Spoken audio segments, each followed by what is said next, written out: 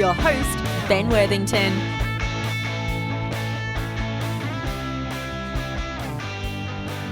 Hello there, IELTS students.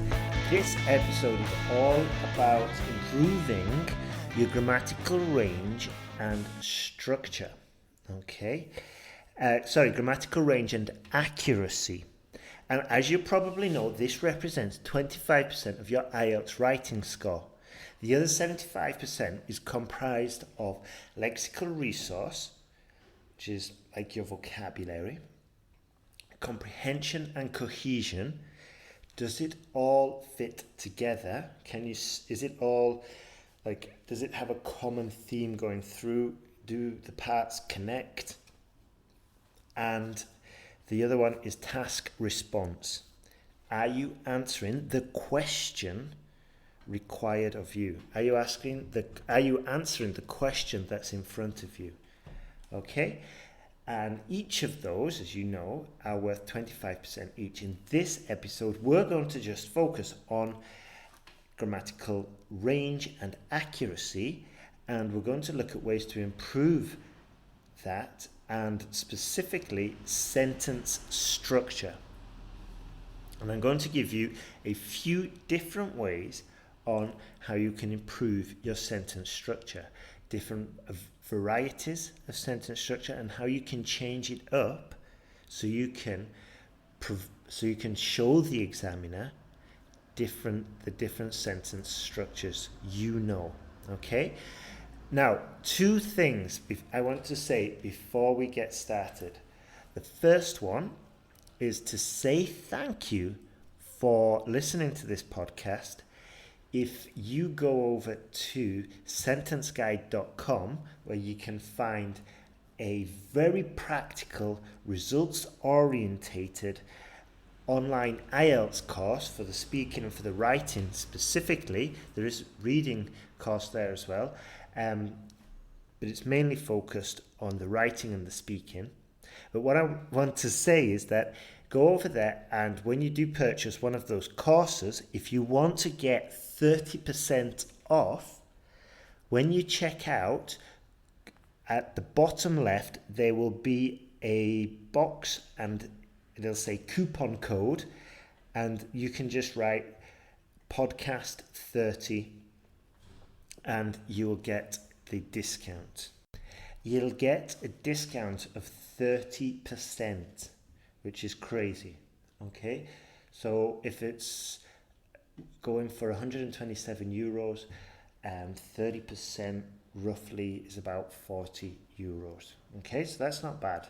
Save an extra 40 euros, which is about 30 pounds, and I can't tell you in Australian dollars, sorry. Anyway,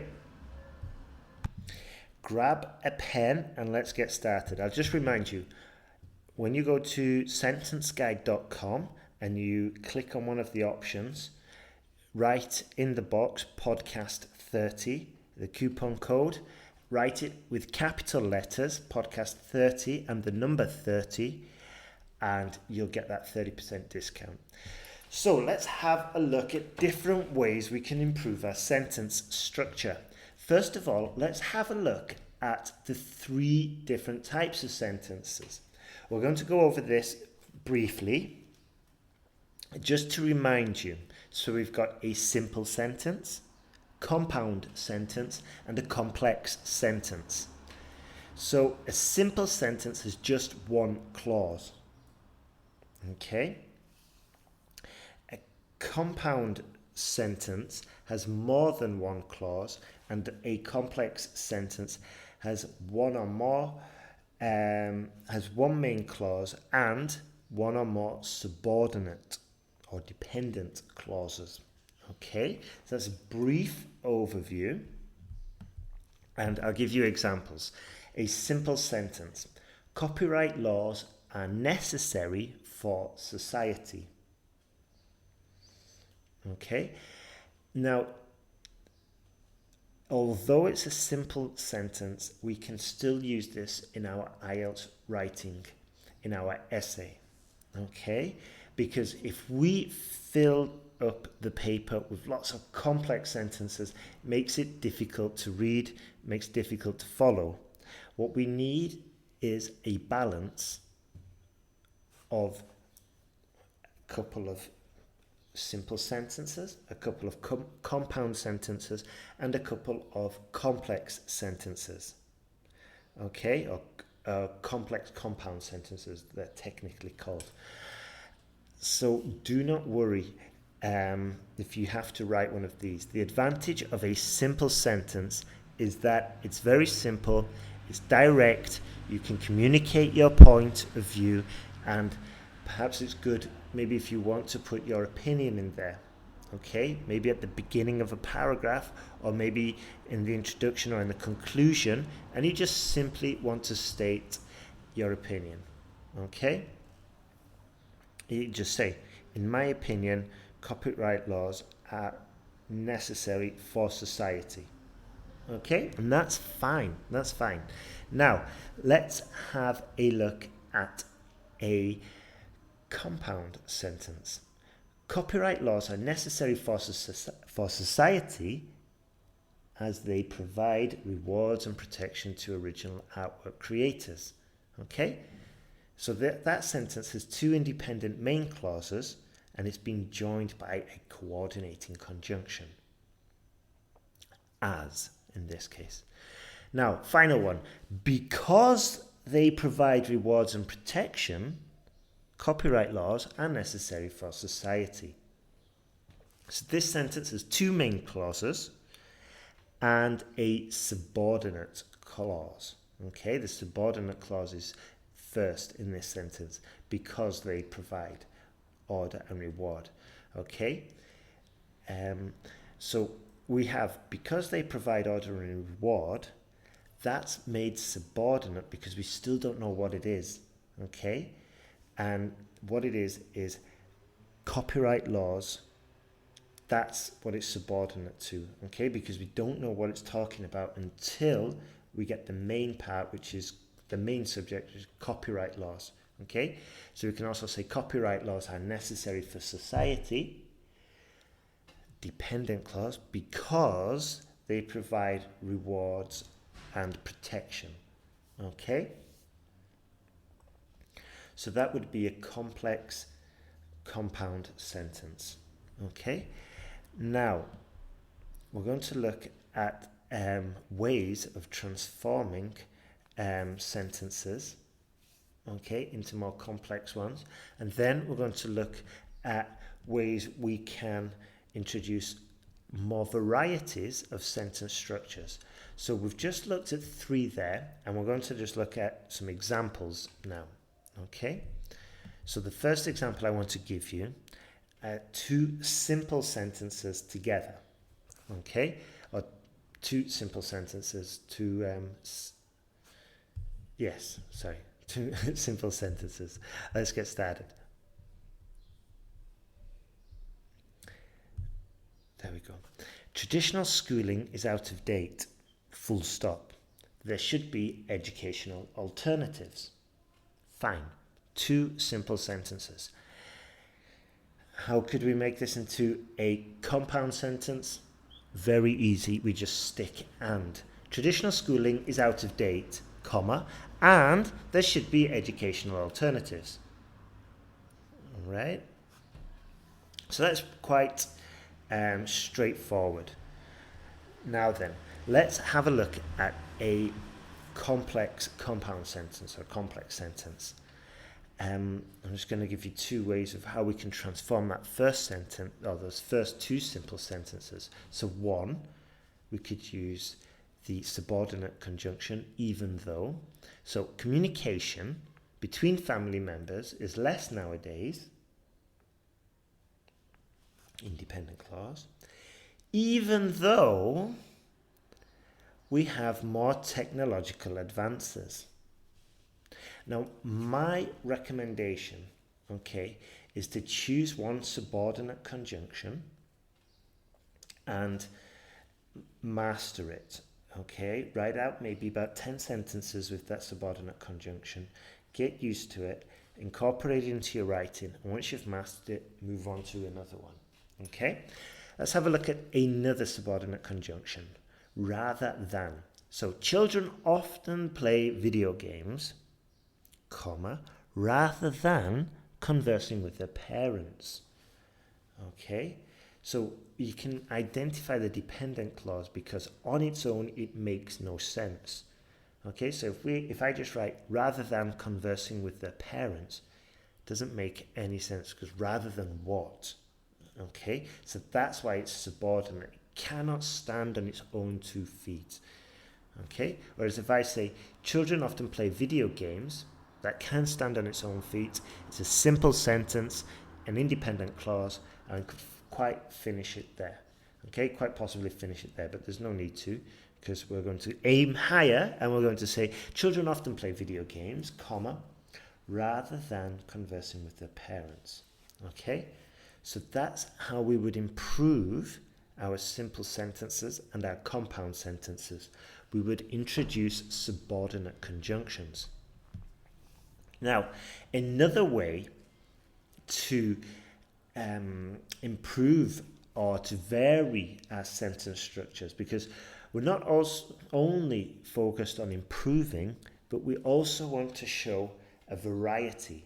Okay, it is called grammatical range and accuracy. So one way we can do this is just by changing the parts of the speech. Okay, and we basically can say the same thing but with different structures. Okay, so I'll give you one example. We could say verb plus adverb, or we could say adjective plus noun. So the first one, verb plus adverb. From 1990 to 1998, UK car sales fluctuated slightly. Can you see that? That's one structure. That's the verb plus the adverb. Okay, fluctuated slightly. What would be the variation of this? Well, it would be the adjective plus the noun. Here we go. From 1990 to 98, there was a slight fluctuation in UK car sales. Can you see that? Adjective plus noun. So that's a different way we can do it. And once again, a good exercise is to possibly write out the sentence verb plus adverb and then try and transform it into a sentence where you say adjective plus noun. Okay? Now, another way we can introduce a little bit more variety with our sentence structures, okay, is to use a prepositional phrase. Now, I'm a big fan of these and I do teach these in my course. The reason is because they're quite easy to learn and you can pick up points really. I mean, it's quite easy to learn, it's quick to learn because it's very useful because it's very versatile. Okay, so not only can you use it in your task 1, you can also use it in your task 2, and you've just introduced a little bit of variety in both of those pieces of writing. Okay, I'll give you an example. So we could say since, okay, since the beginning of the 1990s, technology has become an increasingly important part of our everyday lives. Okay, can you see how that would easily fit into a task 2? And we can also say since the beginning of the 1990s, technology has slowly been climbing as the number 1 reason for consumer expenditure. Okay, imagining we've got a task 1 graph, an academic task 1 graph showing the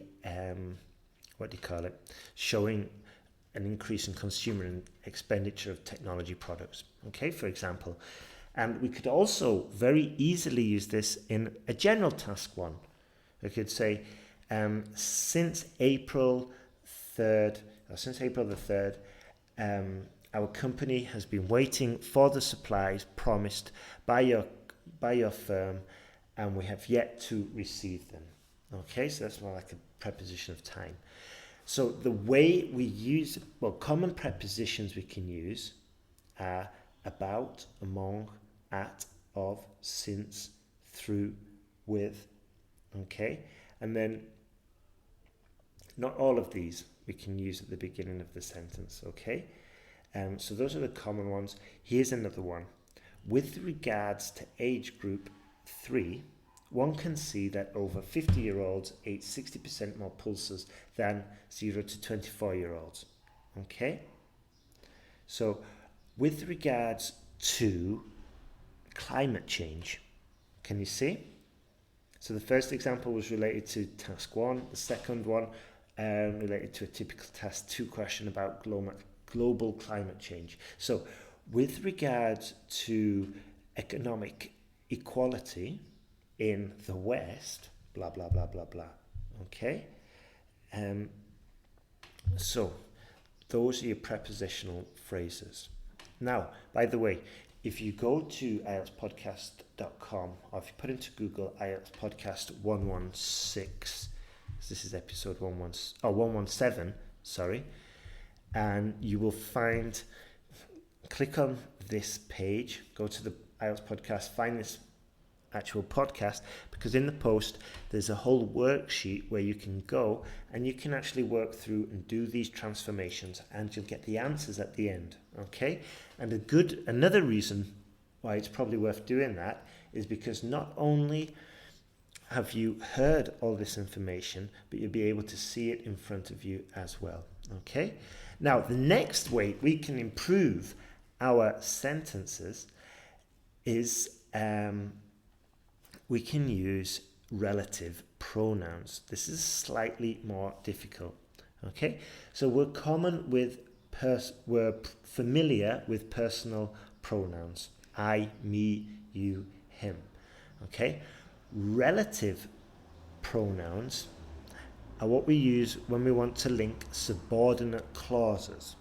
Okay, now the most common relative pronouns are who, whom, which, whoever, whomever, whichever, and that. Okay? It gets a little bit trickier now, but don't worry. So, here's a sentence, okay, without just a normal 3 sentences, simple sentences. So, children enjoy video games. Children prefer playing sports. They have better reflex abilities and social skills. Okay, so it is a little bit stoppy and starty, okay, so to speak, because it's just like full blah blah blah, and it doesn't really flow. This is an example of using too many simple sentences. Using one per paragraph is probably the best guideline, okay? Because sometimes it is necessary to be short and direct, okay? But just don't put 3 of them together like you just heard me. So if we're going to transform these 3 simple sentences, we're going to use a relative pronoun. This is how we'll do it. We'll say, children who enjoy video games and playing sports have better reflex abilities and social skills. Now, it just all flows together, okay?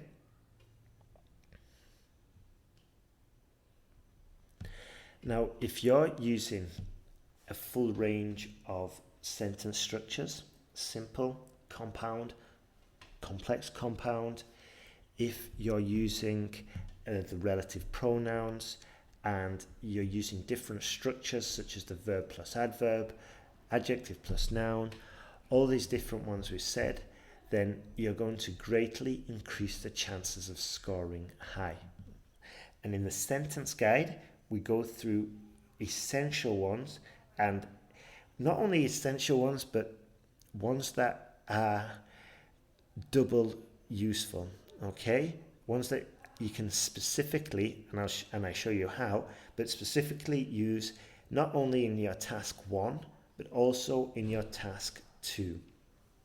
So you get double use out of them, okay? And not only does it tell you which ones to use, it just tells you basically where to put them in the paragraph, And if you're following the whole sentence guide program from beginning to end, it's just a case of dropping these sentence structures into your plan that we teach you how to make in a matter of minutes. Okay?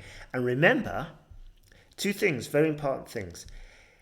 There is a worksheet actually on the podcast post where you can go. I'll make that a PDF as well, so you can do the exercises, just another way. And you've got the answers on that PDF as well. It's just another way to compound the learning. And more importantly, if you want to check out the course, you can get a 30% discount, and that's just on the checkout page. They'll say enter coupon code and put podcast 30 for a massive 30% discount. All right. Okay, so soon we'll be getting the answers about what happened to Denise and Gabriella. I think it was Denise that had to stall a little bit because there were no IELTS places for academic IELTS left in Liverpool. So there's a slight delay there, but soon we'll be getting Gabriella's answers, Gabriella's results. Right, so enjoy your IELTS preparation, and if you're getting a bit down, just remember why you're doing this. Remember why you took IELTS in the first place, okay? Just think after you've got the IELTS, when you're working as a doctor, when you've got that Australian citizenship, when you're in the university, okay? By focusing on the end results, it makes it easier to do the small stuff, the exercises, the tasks, the writings, and all this. If we can maintain in our minds why we started the whole thing and focus on that end result and don't take no as an answer and fail a lot, then we're going to get through this. And when I mean fail with the practice tests. Take the practice test, get some feedback, write the essays, get the feedback, and that's the fastest way to improve, okay? And you can do the essay correction for €5, okay? It doesn't cost much. And I think if you write to me as well, there's a way to get it for €1. Just write to me and say, hey, I've got a problem with my writing, and I'll send you a special link so you can get your essays corrected for next to nothing, okay? For less than a coffee. Okay, remember what I said. Keep going, and remember you've got a discount, extra help there. You've got a PDF to help you. But the main important thing is focus on the end result. Focus on the why. Why are you doing this? Why are you taking IELTS? Okay? And focus and think of constantly think of that end result of chilling out in an Australian university, or studying hard and graduating from Liverpool University, or getting the citizenship and a better future for yourself, for your family. Okay? Just bear that in mind and have a fantastic day.